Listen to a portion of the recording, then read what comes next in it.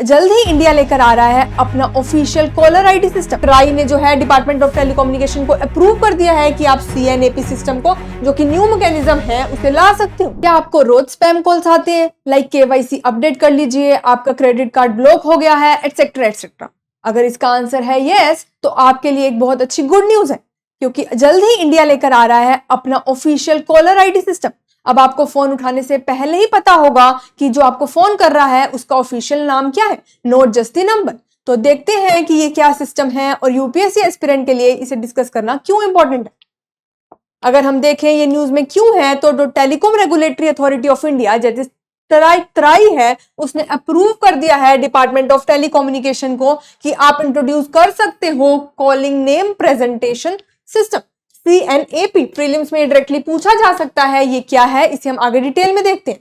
अभी जो हम देख रहे हैं कि ये न्यूज में क्यों है, तो ट्राई ने जो है डिपार्टमेंट ऑफ टेलीकम्युनिकेशन को अप्रूव कर दिया है कि आप CNAP सिस्टम को, जो कि न्यू मैकेनिज्म है, उसे ला सकते हो। इसमें क्या होगा, जब आपके मोबाइल पे कोई भी फोन आएगा तो जस्ट नंबर पॉपअप नहीं होगा, उस इंसान का नाम पॉपअप होगा जो आपको फोन कर रहा होगा।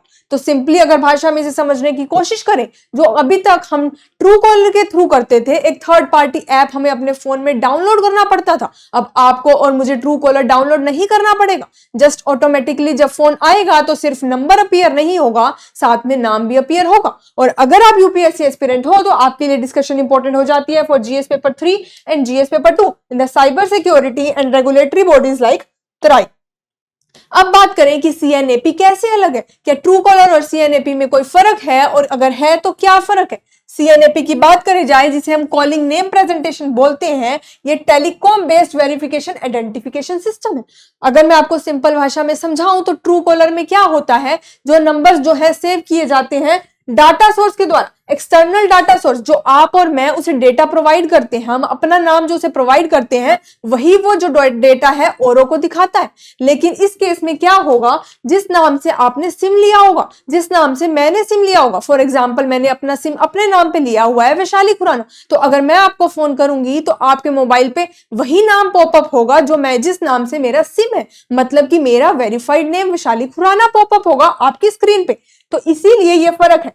ट्रू कॉलर में आप हमेशा एग्जैक्ट आइडेंटिटी आइडेंटिफाई नहीं कर सकते, क्योंकि वो डिपेंडेंट होता है क्राउड सोर्स डाटा के ऊपर, वो डेटा के ऊपर डिपेंडेंट होता है, रेदर देन उसके पास खुद की इंफॉर्मेशन नहीं होती कि ये सिम किसके नाम पे। लेकिन CNAP के फॉर्म में ना तो आपको अब कोई ऐप डाउनलोड करना होगा, ये बाय डिफॉल्ट जो है आपको प्रोवाइड किया जाएगा। आपके फोन में जैसे ही कोई फोन आएगा, नंबर के साथ नाम अपीयर होगा, और वो नाम जो है वेरीफाइड नाम होगा, जिस नाम पे वो सिम लिया हुआ होगा वही नेम पॉपअप हो जाएगा बाय डिफॉल्ट। अब इसका ऑब्जेक्टिव क्या है, ये हम क्यों लेके आ रही है सरकार, बिकॉज बहुत से स्पैम और फ्रॉड कॉल्स जो हैं आते हैं। हम चाहते हैं कि इंडिया में, हमारी कंट्री में एक डिजिटल ट्रस्ट बिल्ड हो, तो हम इसीलिए इस स्टेप को लेके आ रहे हैं। और ये सिस्टम जो है ऑलरेडी जो है टेस्ट जो है इस पे स्टार्ट कर दिया गया है ट्रायल फेज में, बट इसका टेस्ट अभी किस नेटवर्क्स पे किया गया है, 4G और 5G नेटवर्क पे किया गया है। अगर ये सक्सेसफुल होगा देन इसे इवेंचुअली दूसरे सिस्टम्स में भी लेके आया जाएगा।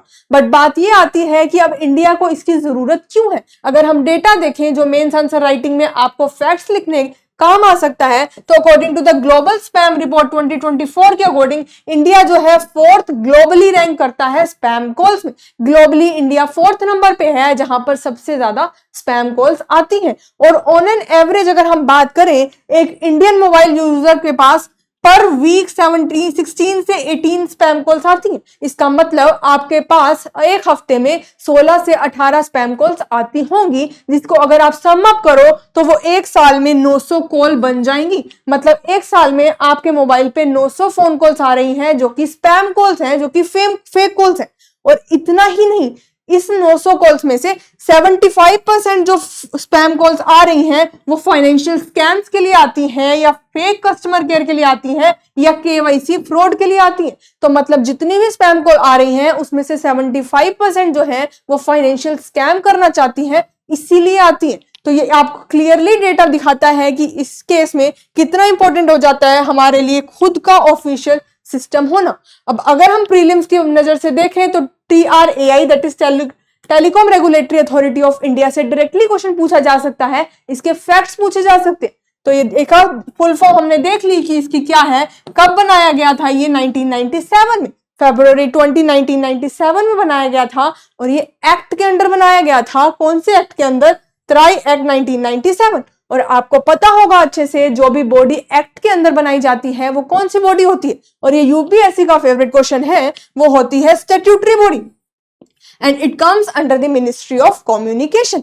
अगर हम बात करें इसकी कॉम्पोजिशन की तो इसका एक चेयरपर्सन होता है और मैक्सिमम 2 फुल टाइम मेंबर होते हैं और 2 जो है पार्ट टाइम मेंबर होते हैं, जिनकी टेन्योर जो होती है या तो 3 ईयर होती है या 65 ईयर होती है, विच एवर इज अर्ली। अगर आप बात करें इसकी एडवाइजरी जो होती है, जो ये एडवाइस करता है, वो बाइंडिंग होती है या नहीं होती? प्रीलिम्स का ये फेवरेट क्वेश्चन है यूपीएससी का।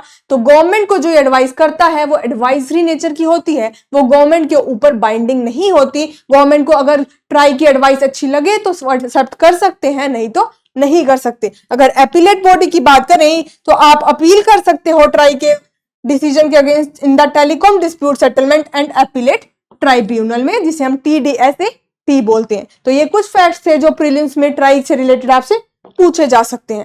एंड अगर आप यूपीएससी 2026 या 2027 की तैयारी कर रहे हो तो हमारे करियर विल IAS के अभी कोर्सेज आपको अवेलेबल है at the lowest possible price. आप जल्द से जल्द हेल्पलाइन नंबर पे कॉन्टैक्ट करके इनरोल कर सकते हो। ये MCQ है इस टॉपिक से रिलेटेड, इसका आंसर आप मुझे कमेंट सेक्शन में जरूर देंगे। Consider the following statement about the TRAI. ये क्या पूछ रहा है कि TRAI was establish under an amendment to the Indian telegraph act 1885। क्या इंडियन टेलीग्राफ एक्ट 1885 के अंदर बनाया गया था ट्राई? अगला बोल रहा है कि ट्राई रेगुलेट करता है टेलीकॉम टैरिफ्स को और इंश्योर करता है कि कंज्यूमर जो है प्रोटेक्टेड रहे। थर्ड स्टेटमेंट कह रही है कि डिसीजन जो है ट्राई के उसे चैलेंज किया जा सकता है TDSAT के अगेंस्ट। इसमें कौन कौन सी स्टेटमेंट सही है, इसका आंसर आप मुझे कमेंट सेक्शन में बताओगे। So that's it from my end on this topic. जल्द ही मिलते हैं अगले डिस्कशन के साथ। Till then take care and don't forget to join the Telegram channel of Careerwill IAS, because ये वन स्टॉप सोल्यूशन है आपकी यूपीएससी प्रिपरेशन के लिए।